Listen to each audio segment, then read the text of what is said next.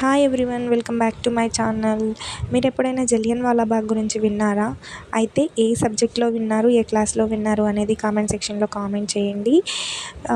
So ఈ incident జరగడానికి main reason వచ్చేసి అప్పుడే అపాయింట్ అయిన మైఖేల్ ఓ'డయ్యర్. ఈయన జనరల్ గవర్నర్గా పంజాబ్కి అపాయింట్ అయ్యాడు.